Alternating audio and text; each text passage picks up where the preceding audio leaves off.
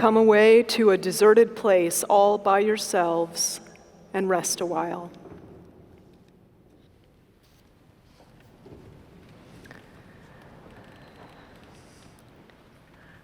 What a time of transition we're in. Or is it wholesale change that is upon us? We have quite a transition in the gospel today. Our drama following the life of Jesus picks up on the heels of a gruesome story. We heard last Sunday the story of the beheading of John the Baptist. In it, Salome, the daughter of Herod Antipas, had asked for an awful thing, the head of Jesus' baptizer and his probable cousin, on a platter. And although a week has passed since we heard that passage, in the gospel, it's a very abrupt scene change. We move from the laying of John the Baptist in a tomb by his disciples right into the story we heard today of the apostles returning from their 2-by-2 journeys. Now, it's a welcome move from a violent narrative to homecoming, of course. But given the complete character and scene change, this modern reader might expect at least a new chapter. Instead, the move from the death of John to the apostles' life with Jesus is marked only by a paragraph shift. It goes like this. John's disciples came and took his body and laid it in a tomb. Break. The apostles gathered around Jesus and told him all they had done and taught. Upon reading one paragraph and leading into the other, after that minimal transition, I felt the impulse to shake my head or walk around the room, at least take a deep breath to let go of that story and move into new life. But no such rhetorical license is given. It's as if the writer of the gospel wanted to point out and plant the earworm that death is with us. It makes me wonder why. Why did the author give us this rough transition? With a chapter, you know one part of the story has ended, and you're about to enter into a new scene, possibly new characters, possibly a different direction. But the author of the Gospel of Mark gives us no such comfort. There is no buffer from one change to the next. The story of death and life simply follow one after, or maybe it's one with the other. Death and life, one upon the other.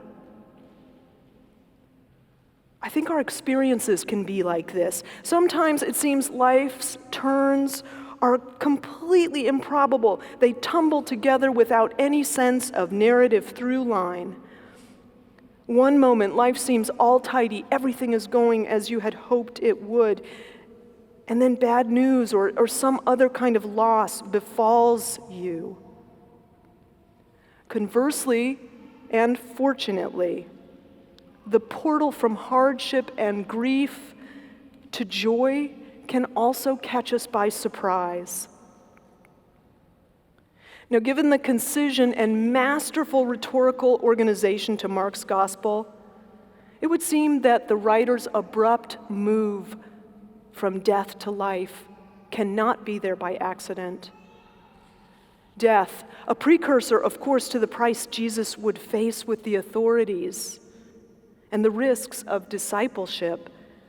A death, though, followed by vitality on its heels, is a subtle preview of Jesus' promise of life in spite of death. Now, we come to church with a reality of life's ups and downs. And of course, we have all just gotten through what has been the longest stay-at-home order, change in life's plans that this city, and I dare say many of us, has ever known. And this time of return can also be a story of death to life. There's still some haziness out there. We don't know how far the buffer is. We don't know when we get to take our masks off and hug everyone around us. But there is hope for what is next. This time of return puts us on the verge of possibility. It is an edge we always have the opportunity to approach.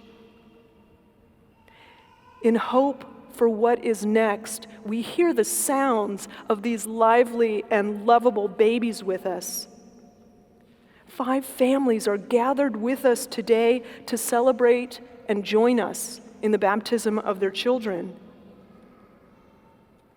And though baptism is sometimes thought of as a transition, a milestone, it is so much more than a chapter turn in life. Baptism offers us and the baptized an entirely new life because through it, the baptizands are related to Christ and through God, then related to each of us wherever we find ourselves in whatever transitions lie ahead of us.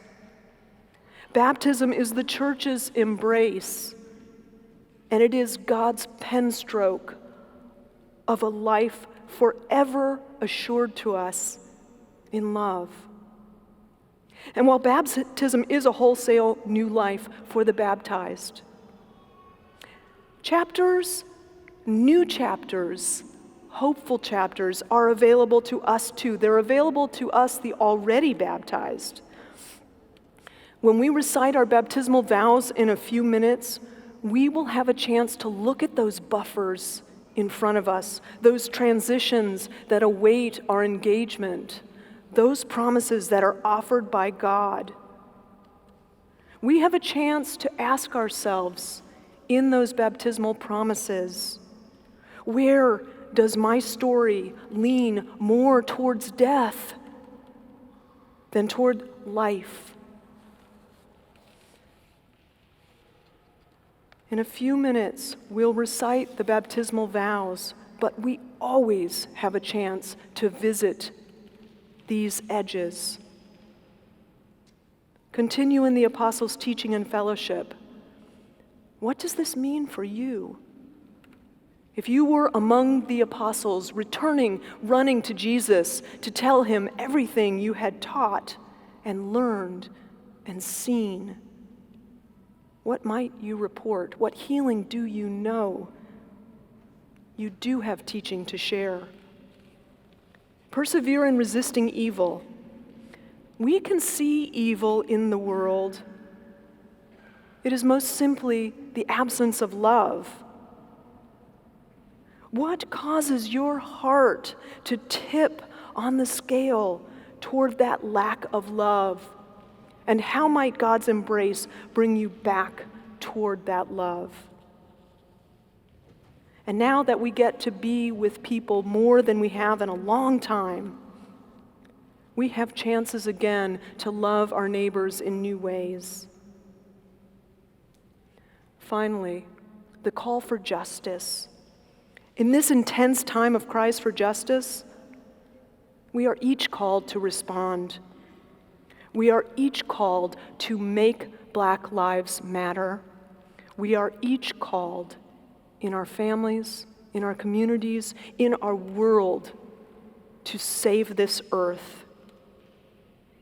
We make these promises here and together, and we baptize in community for the very same reason. It is because we need community to help us realize these commitments.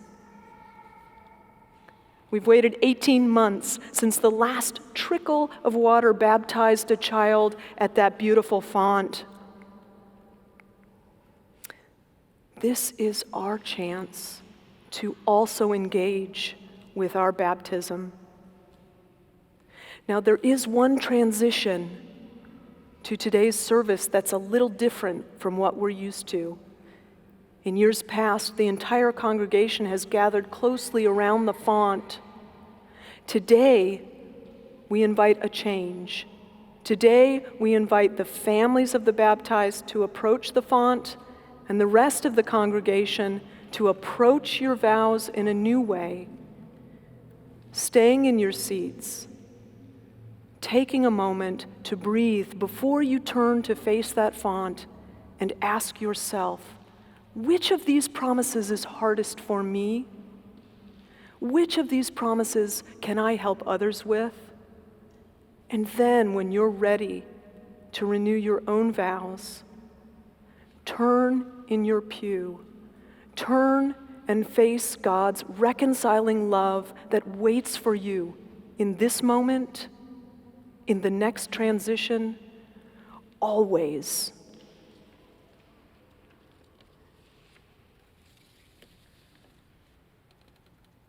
God offers us all the rest we need.